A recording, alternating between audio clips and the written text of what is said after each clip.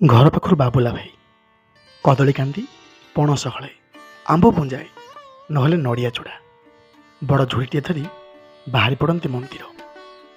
ଧଳା ଧୋତି ସାଙ୍ଗକୁ ହଳଦିଆ ହାତ ତିଆରି ଜାମା, ଭାରି ମାନେ ତା ସାଙ୍ଗକୁ ଗାମୁଛାଟା ମୁଚୁଳା ହୋଇଥାଏ।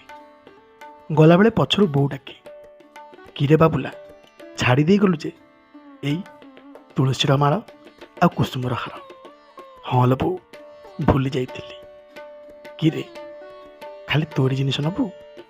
ବୁଲି ବସି ପାରୁନି, ହେଲେ ମୋ ଜିନିଷ ତକ ମୋ କାଳିଆ ପାଇଁ ନେଇଯା। ଆଲୋ ବୋଉ, ମୁଁ କ'ଣ ମନା କଲି? ଦଉନୁ? ହଁ ବାବୁଲା, ଫେରିଲା ବେଳେ କାନିକା ଟିକେ ଆଣିବୁ। ସତକୁ ସତ ପୁଅ ମହାପ୍ରଭୁଙ୍କ ପାଖରେ ପହଞ୍ଚି ଜିନିଷ ତକ ଜିମା ଦିଏ। ଆଉ ଯେତେବେଳେ ଘର ବାହୁଡ଼ା ହୁଏ, ବୋଉ ପାଇଁ କାନିକା, ଡାଲମା, ବେସର ନହେଲେ ଖେଚୁଡ଼ି ସବୁ ଆଣେ।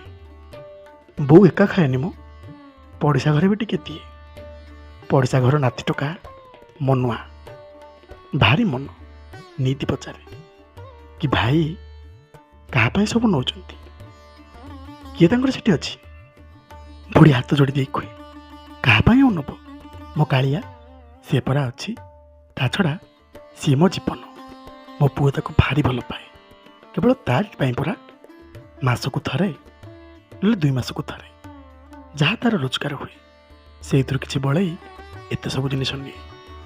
ହେଲେ ସିଏ କ'ଣ ସବୁ ଖାଏ? ଆରେ ପାଗଳାଟା କି, ଶ୍ରଦ୍ଧାରେ ଦେଲେ ସବୁ ନେଇଯାଏ। ଆଉ ଯଦି ଭାବ ନଥାଏ ନା, ଭାରି ଅଭିମାନ କରେ। ମନୁଆ ଠାକୁର ପରା।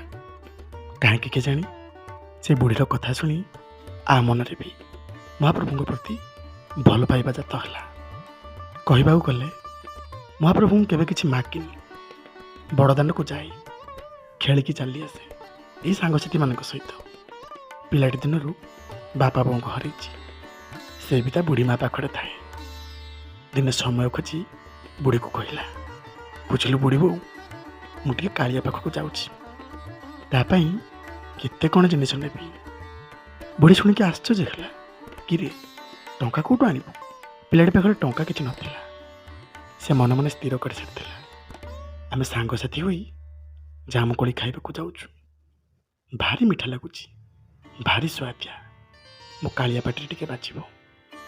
ଏଇ କଥା ମନେ ମନେ ସ୍ଥିର କରିସାରିଥାଏ। ବୁଢ଼ୀ ବୋଉକୁ ମିଛ କହିବାକୁ ପଡ଼ିଲା କି କାଳିଆ ପାଇଁ କେତେ ସାରା ଜିନିଷ ନେବି। ବୁଢ଼ୀ ସେସବୁ ବୁଝୁଛି କିଆଁ ଯେ, କେବଳ ଏତିକି କହିଲା, ସଅଳ ଆସିବୁ, ଏତେ ଡେରି କରିବୁନି। ସକାଳୁ ସକାଳୁ ପଖାଳ ଗଣ୍ଡେ ଖାଇ ବାହାରି ପଡ଼ିଲା ଜାମୁକୋଳି ଗଛକୁ। ବହୁ କଷ୍ଟରେ ଗଛକୁ ଚଢ଼ି କିଛି ଜାମୁକୋଳି ତୋଳିଲା। କହିବାକୁ ଗଲେ 2-3 ଆଞ୍ଜୁଳା ହେବ। ତା ମନରେ ଥାଏ, ଏକା କ'ଣ କାଳିଆ ଖାଇବ?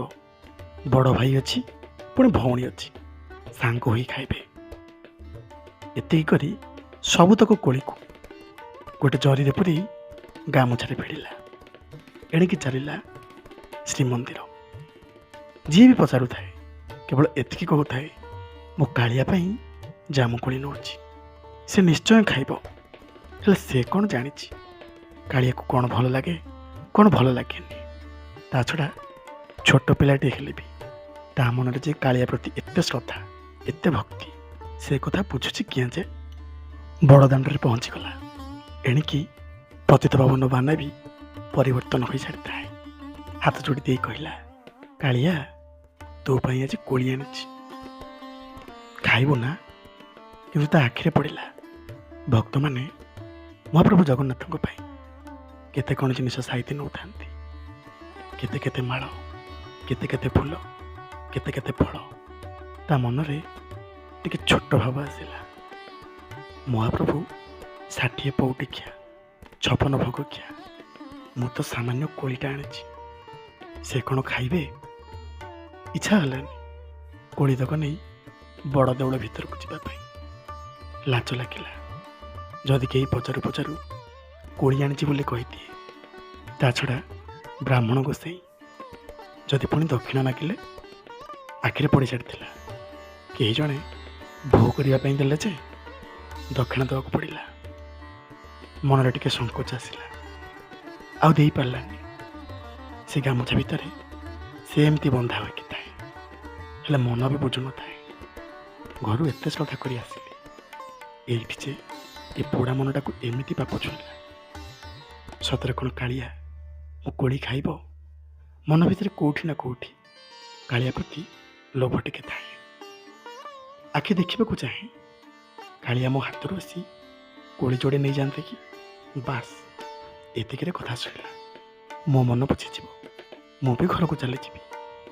କହିବାକୁ ଗଲେ ସେତେବେଳକୁ ବେଳ ଆସି 8ଟା କି 9ଟା ରାତି।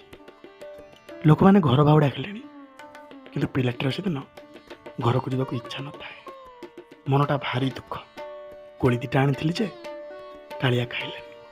ଭକ୍ତମାନଙ୍କର ଛାଉଣି ସେଇ ବଡ଼ଦାଣ୍ଡରେ ହେଇଗଲାଣି। କି ରାତିଟା ଆଜି ଏଇଠି ହିଁ କାଟିବାକୁ ପଡ଼ିବ। ଏପଟେ ଏଇ ଛୋଟ ପିଲାଟି ସେମିତି ଚାହିଁ ରହିଥାଏ ସେଇ ପତିତ ପାବନ ବାନାକୁ, କଇଁ କଇଁ ହୋଇ କାନ୍ଦୁଥାଏ। ଆଉ ଯିବିନି ଘରକୁ। ସତରେ କ'ଣ ତୋତେ ମୁଁ କୋଳି ଟିକେ ଖୁଆଇପାରିବିନି? ଆଉ ସତରେ କ'ଣ ତୋ ପ୍ରତି ମୋର ଭଲ ପାଇବା ନାହିଁ? ଏ କଥାକୁ ଲକ୍ଷ୍ୟ କରୁଥାନ୍ତି ଭକ୍ତମାନେ। କେହି କିଛି ବି କହିପାରୁନଥାନ୍ତି। କଥାରେ ନାହିଁ, ଏ ମଲା ଗଲା ଦୁନିଆ, ଏଠି କିଏ କାହାର ଯେ? ବୁଢ଼ୀ ବୋଉଠୁ ଶୁଣିଛି ଦାସିଆ ବାଉରୀ କଥା, ଭକ୍ତ ହାଡ଼ିଦାସ କଥା, ଭକ୍ତ ପ୍ରହ୍ଲାଦ କଥା, ମୃଗୁଣୀର କଥା, ଭରତୀୟ ଚଢ଼େଇର କଥା। ହଁ, ସେଇମାନେ ତ ଭକ୍ତ ନା। ତାଙ୍କର ଶ୍ରଦ୍ଧା ଥିଲା, ଭକ୍ତି ଥିଲା, ଭଲ ପାଇବା ଥିଲା, ଆଉ ସାଧନା ଥିଲା। ଛୋଟ ଭକ୍ତଟିଏ ମୁଁ, ତୋତେ ମୁଁ କ'ଣ ଦେଇପାରିବି ଯେ? ନ ଆସେ, ନ ଖା, ଏମିତି ଅନେକ ଗୁଡ଼ିଏ କଥା କହି ପିଲାଟି ସେଦିନ କଇଁ କଇଁ ହୋଇ କାନ୍ଦିଲା। ହେଲେ ସେବା କେଉଁଠୁ ବୁଝିବ? ମୋ କାଳିଆ ଯେ ମୋ ନୂଆ ଠାକୁର, ଭକ୍ତକୁ ଭାରି ଭଲ ପାଏ। ହଁ, କେତେବେଳେ କେମିତି ଟିକେ ପରୀକ୍ଷା ନେଇଯାଏ ସତ। ହାରିଗଲେ ହେବନି ମ। ପୁଣି ମୁଣ୍ଡ ଉଠି ବାଟ ଚାଲିବାକୁ ପଡ଼ିବ, ଧୈର୍ଯ୍ୟ ଧରିବାକୁ ପଡ଼ିବ, ସାହସ ବାନ୍ଧିବାକୁ ପଡ଼ିବ, ଭରସା କରିବାକୁ ପଡ଼ିବ। ଆଉ ସେଇଦିନ ନା, ତା ସହିତ ସେୟା ହିଁ ଘଟିଲା। ରାତି 10ଟା କି 11ଟା ହେବ। ହଁ, କହିବାକୁ ଗଲେ ଏଇ ବଡ଼ ଶୃଙ୍ଗାର ବେଶ ଟିକେ ସରି ସରି ଆସୁଥାଏ। ଦୁଇ ଭାଇ ତାଙ୍କ ଭଉଣୀକୁ ଧରି ଲତ୍କିନା ଆସି ବସି ପଡ଼ିଲା ସେ ପିଲାଟି ପାଖରେ। କେହି କିଛି କହିବା ପୂର୍ବରୁ ବଡ଼ ଭାଇ ଜଣକ ପିଲାଟିର ଲୁହ ଟିକେ ପୋଛି ଦେଉଥାଏ, ଆଉ କହୁଥାଏ, କିରେ ଆସୁନୁ, ଘରକୁ ଯିବା। ଏମିତି ବସି କାନ୍ଦୁଛୁ କିଆଁ ଯେ? ପିଲାଟି ଆହୁରି ଜୋରରେ କାନ୍ଦୁଥାଏ ସେଇ ପତିତ ପାବନ ବାନାକୁ ଚାହିଁ। ତାଙ୍କ କଥା ଶୁଣିବାକୁ ନାରାଜ। ଆଉ ଜଣେ ଭାଇ ଆଉ କୋହ ସମ୍ଭାଳି ପାରିଲାନି, ଲୁହ ପୋଛି ଦେଇ କହିଲା, ଆରେ ଘରେ ତ ବାପା ବୋଉ ଅପେକ୍ଷା କରିଥିବେ ଯେ, ଚାଲୁନୁ, ଏମିତି ବସି କାନ୍ଦୁଛୁ କିଆଁ ଯେ? ସିଏ କାହିଁ ମୁଁ କୋଳି ଖାଉନି? ମୁଁ ଘରକୁ ଯିବିନି। ହେଲେ ତମେ କିଏ? ତମକୁ ତ ମୁଁ ଚିହ୍ନିନି କି ଜାଣିନି, ମୋ ପାଖରେ କିଆଁ ଯେ? ମଲା, ଖାଲି ଚିହ୍ନିଲେ ଆଉ ଜାଣିଲେ କଥା ହେବୁ, ନହେଲେ ପୁଣି ନାହିଁ। ଆମେ ବି ତ ସାଙ୍ଗ। ଏଇ ଯେମିତି ତୁ ବି ଘର ଛାଡ଼ି ଆସିଛୁ, ଆମେ ବି ଘର ଛାଡ଼ି ପଳେଇ ଆସିଛୁ। ପିଲାଟି ଯେତେବେଳେ ଏତକ ଶୁଣିଛି, ତା ମନରେ କେଉଁଠି ନା କେଉଁଠି ଟିକେ ସାହସ ଆସିଲା କି ମୋ ସାଙ୍ଗରେ ମିଶିବା ପାଇଁ ଇଏ ବି 3 ଜଣ ଘର ଛଡ଼ା। ହେଲେ ତମେ କାହିଁ ଏଠିକି ଆସିଛ? କେଉଁଥିପାଇଁ? ତୁ ଯେଉଁଥିପାଇଁ ଆସିଛୁ କିଛି ବୁଝା ପଡ଼ୁନଥାଏ। ପିଲାଟିକୁ ଲାଗିଲା ବୋଧେ ସେ 3 ଜଣ ନା ମୋ ସହିତ ପରିହାସ କରୁଛନ୍ତି। ଯାହା ବି ହଉ, ପୁଣି ମନ ମାରି ବସିଲା। ଲୁହଟା ଜମା ବି ବୋଲ ମାନୁନଥାଏ। ଏଣିକି ଭଉଣୀ ଜଣକ ନା, ତାର ସେ କୁନି କୁନି ପଣ ଦୋକାନୀରେ ଲୁହଟାକୁ ପୋଛିଦେଲା, ଆଉ କହିଲା, ଚାଲ ଘରକୁ ଯିବା। ନା ନା, ଏଠୁ ମୁଁ କୁଆଡ଼େ ଯିବିନି। କୋଳି କେତେଟା ଆଣିଛି, ସିଏ ବି ଖାଉନି, ସେ ମୋ ଉପରେ ଅଭିମାନ କରିଛି। ଆରେ କାହା ଉପରେ ରାଗିଛୁ ମ? ଆଉ କାହା ଉପରେ ରାଗିବି? ମୋ କାଳିଆ। ଏ ଦେଖୁଛ ତ, ଭକ୍ତମାନେ କେତେ କ'ଣ ଜିନିଷ ଦେଉଛନ୍ତି, ମୁଁ ସାମାନ୍ୟ କୋଳି କେଇଟା ଆଣିଛି, କାହିଁ ସେ ଖାଉନି ମ? ଆଉ ଜାଣିଛ ତ, ତାରି ପାଇଁ ଆଜି ପର ବାଡ଼ିରେ ପଶିଲି, ଗାଳି ବି ଶୁଣିଲି। ଏଇ ଦେଖୁନ, ଗଛକୁ ଚଢ଼ିଥିଲି ଯେ ଆଞ୍ଚୁଡ଼ି ହିଁ ଖଣ୍ଡିଆ ହେଇଯାଇଛି। ସତରେ କେତେ ଲହୁ ବାହାରି ଯାଇଛି। ଏତକ କହିଲା ବେଳକୁ ଭାଇ ଭଉଣୀ 3 ଜଣ ତା ହାତକୁ ଟିକେ ଆଉଁସି ଦେଉଥାନ୍ତି। ଆହା, ସତରେ କେତେ କଷ୍ଟ କରି ଆଣିଛୁ ନା, ହେଲେ କାହିଁ ସେ ଖାଉନି? ଏ କଥା ପଚାରୁଥାଏ ସାନ ଭାଇଟି। ସେ ଆହୁରି କହିଲା, ହଁ, କେଉଁ ଭକତରେ ଗଣା କି ମୋ ଠାରୁ ସେ କୋଳି ଖାଇବ? ହଉ ଛାଡ଼, ଏତେ କଥା ନାହିଁ। ସିଏ ତ ଖାଇଲାନି, ଏବେ ଆମକୁ ଦେଇଦେ, ଆମେ ଖାଇଦେବା। ନା ନା, କୋଳି ମୁଁ ତମକୁ ଦେବିନି। ମୁଁ କାଳିଆ ପାଇଁ ଯେଉଁଟା ଆଣିଛି ତମକୁ କାହିଁ ଦେବି ଯେ? ଆରେ ସେ ତ ଖାଉନି, ଭାରି ଜିଦିଆ ସେ, ଆଉ ଭାରି ମନୁଆ ବି। ଧତ୍, ଆମକୁ ବି ଭାରି ଭୋକ ଲାଗିଲାନି, କେତେ ବାଟର ବୁଲି ବୁଲି ଆସିଲୁଣି। ଦେ, ଆମକୁ ସେ କୋଳିତକ ଦେଇଦେ। ନାଇଁ ମ, ତମେ କିଏ ଖାଇବ? କାଳିଆ ପାଇଁ ଆଣିଛି। ଆରେ ଦେଖୁଛୁ ତ, ଭାରି ଭୋକ ଲାଗୁଛି। କେମିତିକା ଜିଦିଆ ପିଲାଟି ମ, ତୋ ଠାକୁର ଯେମିତିଆ ଜିଦିଆ, ତାଠାରୁ ଭାରି ଜିଦିଆ ତୁ। ଦେ ମ। ଯେତେବେଳେ 3 ଜଣ ପିଲା ଏମିତି ତାକୁ କହିଛନ୍ତି, ଭାରି ବାଧିଲା। ତାର ବି ଲକ୍ଷଣ ଥାଏ। ଭଉଣୀ ଜଣକ ତା ଗାମୁଛା ଫିଟେଇ ତା ଭିତରେ ଜରିକୁ ଖୋଲି କୋଳି 2-4ଟା ଖାଇସାରିଲାଣି। ବୁଝିଲ ଭାଇ, ଭାରି ବଢ଼ିଆ ଲାଗୁଛି। କେଉଁଠୁ ଆଣିଛି ମ, ଏତେ ମିଠା? ଆରେ ଚାହୁଁ ଚାହୁଁ ସବୁତକ କୋଳି 3 ଜଣ ଯାକ ଛଡ଼ାପଡ଼ା କରି ଖାଇଦେଲେ। ଆଉ ସେଥିରେ କିଛି ବି କୋଳି ନାହିଁ। ଫଟା, ଭଲ, ମିଠା, କଷା କିଛି ବି ଫରକ ପଡ଼ିଲାନି। କୋଳିତକ ଖାଇଲା ବେଳେ ଆହୁରି ଜୋରରେ ଭୋ ଭୋ କରି କାନ୍ଦୁଥାଏ। ନା କିଛି କରିପାରୁଥାଏ, ନା କାହାକୁ କହିପାରୁଥାଏ।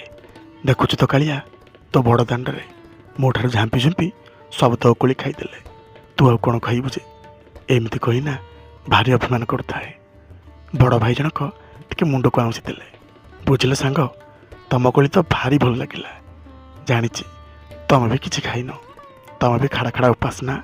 ଏଇ ଦେଖ, ତମ ପାଇଁ ବି ଆମେ କେତେ ଖାଇବା ଆଣିଛୁ। ଏତକ କହିନା ଆଣିଥିବା ପୁଟୁଳାଟାକୁ ଖୋଲିଲେ 3 ଭାଇ ଭଉଣୀ।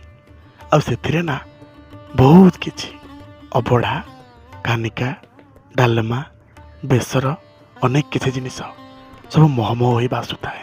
ଆହା, କେଡ଼େ ଆନନ୍ଦର କଥା। ତାର ମନେ ପଡ଼ିଗଲା, ଆରେ ଏମିତି ଜିନିଷ ବାବୁଲା ଭାଇର ବୋଉ ବି ମୋତେ ନିତି ନେଇଦିଏ। ସତରେ ଏସବୁ କେଉଁଠୁ ପାଇଲ ମ? କେଉଁଠୁ ଆଣିବୁ? ଏ ଅବଢ଼ା ହାଟରୁ? ଆରେ ବା, ଏତକ ଜିନିଷ ସବୁବେଳେ ତମେ ଖାଉଛ? ହଁ ମ। ଆରେ ଭାଇ, ଖାଇବା ପିଇବାରେ ପୁଣି କପଟ କ'ଣ ଯେ? ଯେତେବେଳେ ଯାହା ମିଳିଲା ଖାଇଦେବା କଥା ନା ଆଉ। ତା ଛଡ଼ା ତୁ ତ ଭୋକିଲା ଅଛୁ, ନେ ଖାଇଦେ। ଏତକ କହି ଭଉଣୀ ଜଣକ ଟିକେ ଖୁଆଇଦେଲା। ଅତି ଶ୍ରଦ୍ଧାରେ ପିଲାଟି ପେଟ ପୁରା ଖାଇଲା। ଆଉ ସେଇଠି ବସି ତାଙ୍କ ସହିତ ଗପସପ ହେଉଥାଏ। ତମ ଘର କେଉଁଠି, କେଉଁଠି ରୁହ, ତମ ବାପା ମା, ଏମିତି ଅନେକ କଥା। ଆଉ ପିଲାମାନେ ତା ପାଖରେ ବସିନା ଭାରି ସୁନ୍ଦରରେ କଥାକୁ କଥା କହୁଥାନ୍ତି। ଯେତେବେଳେ ପିଲାଟିର କଥା ଆସେ ଭାରି କାନ୍ଦେ, ଯେହେତୁ ତା ବାପା ବୋଉ କେହି ନଥିଲେ। ଆଉ ସେମାନେ କୁହନ୍ତି, କିଛି ଚିନ୍ତା କରିବୁନି, ଘରେ ବୁଢ଼ୀ ବୋଉଟା ଅଛି, ତା କଥା ମାନିବୁ, ତା ବୋଲ ହାକ କରିବୁ, ଆଉ ଯେତେବେଳେ ସମୟ ମିଳିବ ତା ଟିକେ ସେବା କରୁଥିବୁ। ଏଇ ବଡ଼ଦାଣ୍ଡକୁ ଚାଲି ଆସିବୁ, ସାଙ୍ଗ ହୋଇ ଖେଳିବା, ସାଙ୍ଗ ହୋଇ ନାଚିବା। ଆଉ ତୋ ପାଇଁ ନା ଆମେ ସବୁବେଳେ ଭଲ ଭଲ ଖାଇବା ବି ଆଣିବୁ। କ'ଣ କହୁଛୁ? ପିଲାଟି ଯେତେବେଳେ ଏତକ ଶୁଣିଲା ଆଉ ତାର କୋହ ସମ୍ଭାଳି ପାରିଲାନି। ଦେଖୁଛୁ ତ କାଳିଆ, ବଡ଼ ଦେଉଳରେ ସେମିତି ବସିଥା। ରତ୍ନ ସିଂହାସନ ଛାଡ଼ି କିଏ ଆସିବୁ ମୋ ପାଇଁ ଯେ? ଦେଖୁଛୁ ତ, ତୁ ସିନା ଆସିଲୁନି, 3ଟା ସାଙ୍ଗ ମୋତେ ମିଳିଗଲେ।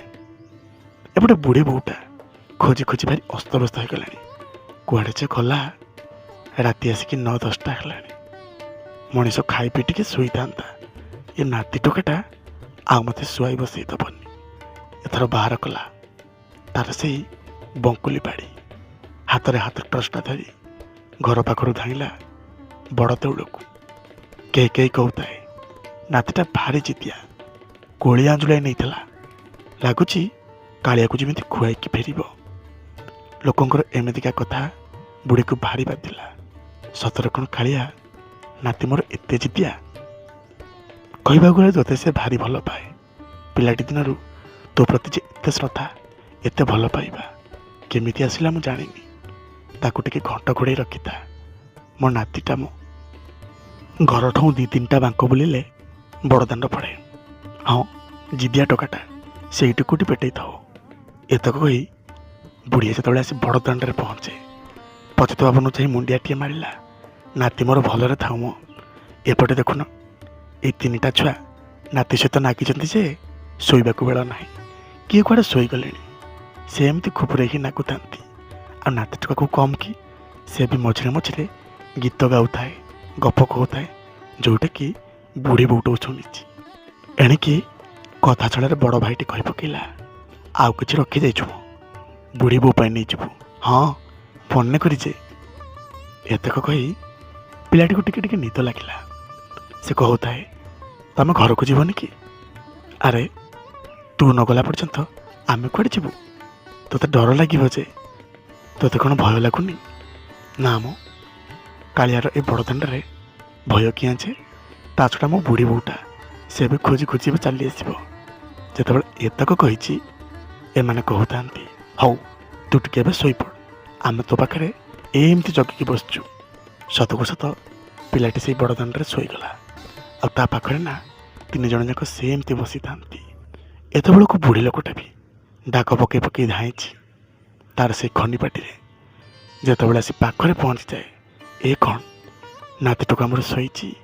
ତା ମୁଣ୍ଡ ପାଖରେ ସବୁ ଅବଢ଼ା କୁଡ଼ୁଆ, ବେସର କୁଡ଼ୁଆ, ମହୁର କୁଡ଼ୁଆ, କ୍ଷୀରି, ଖେଚୁଡ଼ି, ଏମିତି ଅନେକ କିଛି କିଛି ଖାଇ ଦେଇଛି, ଆଉ କିଛି ସାଇତି ରଖିଛି। ବୁଢ଼ୀ ଧାଁକିନା ଆସି ନାତି ପାଖରେ କାନ୍ଦି ପକେଇଛି। କିରେ, କେତେବେଳୁ ଆସିଲୁଣି? କୋଳି ଆଣିଛୁ ଯେ, କି ମନ ତୋର କେଜାଣି? ମୋ କଥା କ'ଣ ଟିକେ ମନେ ପଡ଼ୁନି? ଆଖି ଫୁଟିଗଲାଣି ମୋ, ଚାଲ ଘରକୁ ଚାଲ। ବୁଢ଼ୀ ଯେତେବେଳେ ତଳୁ ତଳେଇ ପିଲାଟି ବାଉଳି ହେଲା, ରୁହ ମୋ, ଏବେ କିଆଁ ଯାଉଛ? ଆଉ ଟିକେ ଗପ କହିବି, ଆଉ ତମ ପାଇଁ ନା ବହୁତ କୋଳି ଆଣିବି। କିରେ, ବାଉଳୁଛୁ କିଆଁ ଯେ? ନାଇଁ ମୋ ବୁଢ଼ୀ ବୋଉ, ଏଇଠି ପରା କାଳିଆ ଆସିଥିଲା, ବଳିଆ ଆସିଥିଲା, ଆଉ ସୁଭଦ୍ରା ବି ଆସିଥିଲା। ଆରେ କୋଉ କାଳିଆ? ଦେଖୁନୁ ବୁଢ଼ୀ ବୋଉ, ଏତେ ସାରା ଜିନିଷ ସେଇମାନେ ଦେଇଗଲେ। ମୋ ସାଙ୍ଗ ମୋ, ତାଙ୍କରି କଥା କହୁଛି। ତୋ ପାଖରେ ତ ଟଙ୍କାଟିଏ ନଥିଲା, ଏତେ ସାରା ଜିନିଷ ଦେଲା କିଏ ଯେ? ଆଲୋ ବୁଢ଼ୀ ବୋଉ, ସେଇମାନେ ପରା ଦେଇଛନ୍ତି ତୋରି ପାଇଁ। ଯାହା ବି ହଉ, ବୁଢ଼ୀକୁ ଲାଗିଲା କେହି ଜଣେ ଭକ୍ତ ବୋଧେ ଶ୍ରଦ୍ଧାରେ ଦେଇଛି। ସବୁତକ ଜିନିଷ ଗୋଟେଇ କାଟେଇ ଏଣିକି ଘର ମୁହାଁ ହେଲେ। ଯେତେବେଳେ ଘରେ ପହଞ୍ଚନ୍ତି, ପାଖରେ ବାବୁଲା ଭାଇ ବି ଆସି ପହଞ୍ଚିଲା। ଶୁଣିକି ଆଶ୍ଚର୍ଯ୍ୟ ଲାଗିଲା। ପିଲାଟି ଯେତେବେଳେ ତା ସହିତ ଘଟିଥିବା ନା ସବୁ କଥା କହିଲା, ଆଉ ସବୁଠାରୁ ଆଶ୍ଚର୍ଯ୍ୟ ଲାଗିଲା ହାତରେ ଧରିଥିବା ସେଇ ଅବଢ଼ା, କାନିକା, କ୍ଷୀରି, ଖେଚୁଡ଼ି, ଅନେକ କିଛି ଜିନିଷ। ବାବୁଲା ଭାଇର ବିଶ୍ୱାସ ହେଲା, ନାଇଁ, ଏତେ ସାରା ଜିନିଷ ମହାପ୍ରଭୁ ଦେଇଛନ୍ତି। ଭକ୍ତର ଦୁଃଖ ସହିପାରିଲେନି। ବଡ଼ ଦେଉଳ ଛାଡ଼ି ଭାଇ ଭଉଣୀ 3 ଜଣ ଆସିଲେ, କେବଳ ପିଲାଟି ହାତରୁ ନା କୋଳି ଖାଇବା ପାଇଁ। ଧନ୍ୟରେ ଭକ୍ତ, ଧନ୍ୟ ତୋର ଭଲ ପାଇବା, ଧନ୍ୟ ତୋର ଶ୍ରଦ୍ଧା। ଜାଣିଛୁ, ଆଜକୁ 20 ବର୍ଷ ହେବ ନିତି ମୁଁ ଯାଏ ମହାପ୍ରଭୁଙ୍କୁ ଦର୍ଶନ କରିବା ପାଇଁ। ମାସକୁ ଥରେ 2 ଥର ତାଙ୍କ ପାଇଁ କେତେ କ'ଣ ଜିନିଷ ସାଇତି ନିଏ। କାହିଁ କେବେ ଟିକେ ତାଙ୍କ ସେ ଦର୍ଶନ ମିଳିଲାନି। ଏଇ ଭକ୍ତଙ୍କର ଠେଲା ପେଲାରେ ଯାଇ ଚତୁର୍ଥା ମୂର୍ତ୍ତିଙ୍କୁ ଦର୍ଶନ କରେ। ମୋର ବି ଇଚ୍ଛା ଥାଏ ମୋ ହାତରୁ ଆସି ମହାପ୍ରଭୁ ଟିକେ ନେଇଯାଆନ୍ତିନି। ତୁ କିନ୍ତୁ ବଡ଼ ଭାଗ୍ୟବାନ, ତୋ ହାତରୁ ମହାପ୍ରଭୁ କୋଳି ଖାଇଲେ, ଆଉ ତୋତେ ବି ଅବଢ଼ା ଖୁଆଇଦେଲେ। ଦେଖୁଛୁ ତ, ମହାପ୍ରଭୁ ପରମ ଦୟାଳୁ, ଭଗତ ଭାବରେ ବନ୍ଧା ମୋ କାଳିଆ ସୁନା। ଏତକ କହିଲା ବେଳକୁ ପିଲାଟିର ଆଖିରୁ ଧାର ଧାର ଲୁହ ବହୁଥାଏ, ଆଉ ବୁଢ଼ୀ ବୋଉ ନା ତା ପଣ ଦୋକାନରେ ପୋଛି ଦେଉଥାଏ। ବୁଝିଲୁ ନାତିଆ, ଏମିତିକା ଶ୍ରଦ୍ଧା, ଏମିତିକା ଭାବ ମୋ କାଳିଆ ଠେଇଁ ରଖିଥା। ଆଉ ତ ଦିନ କେଇଟା ବଞ୍ଚିବି ମୁଁ, ତାପରେ ସିଏ ହିଁ ତ ସାହା ଭରସା। ଜୀବନର କର୍ମପଥରେ କେବେ ଡରିଯିବୁନି, କର୍ମକୁ ଆପଣେଇ ଆଗକୁ ମାଡ଼ିଯିବୁ। ମୋ କାଳିଆ ପରା ଅଛି। ବୁଝିଲିଲ ବୁଢ଼ୀ ବୋଉ, ସେ 3 ଜଣ କହିଛନ୍ତି, ଯେବେ ବି ମୁଁ ବଡ଼ଦାଣ୍ଡକୁ ଯିବି ତାଙ୍କ ପାଇଁ ଯାହା ନେଇଯିବି, ସେ ଆସିବେ ଆଉ ମୋ ହାତରୁ ହସି ହସି ନେବେ। ସତଲୋ ବୁଢ଼ୀ ବୋଉ, ତାଙ୍କୁ ନା ଭାରି ଗାଳି ଦେଇଛି, ଭାରି ଅଭିମାନ କରିଥିଲି, ମନ ମାରି ବସିଥିଲି, ସହିପାରିଲେନି। 3 ଜଣ କୁନି କୁନି ଭାଇ ଭଉଣୀ ଆସିଲେ, ମୋତେ କେତେ ଶ୍ରଦ୍ଧା କଲେ। ସତଲୋ ବୁଢ଼ୀ ବୋଉ, ମହାପ୍ରଭୁ ପରମ ଦୟାଳୁ, ଭାବ ଥିଲେ ନା ପାଖକୁ ଆସନ୍ତି, ମନ କଥା ବୁଝନ୍ତି, ଆଖିର ଲୁହ ପୋଛି ଦିଅନ୍ତି, ପେଟ କଥା ବି ବୁଝନ୍ତି। ଧନ୍ୟ ମହାପ୍ରଭୁ, ଧନ୍ୟ ତୁମ ଶ୍ରଦ୍ଧା, ଧନ୍ୟ ତୁମ ଭଲ ପାଇବା। ନମସ୍କାର। ଛୋଟ ଭିଡ଼ିଓଟି ଆପଣମାନଙ୍କୁ କେମିତି ଲାଗିଲା ଜଣାଇବେ ନିଶ୍ଚୟ। ଯଦି କଥା ଛଳରେ ସାମାନ୍ୟ ବି ତ୍ରୁଟି ଥାଏ ମୋର, କ୍ଷମା କରିବାକୁ ଭୁଲିବେନି। ଜୟ ଜଗନ୍ନାଥ।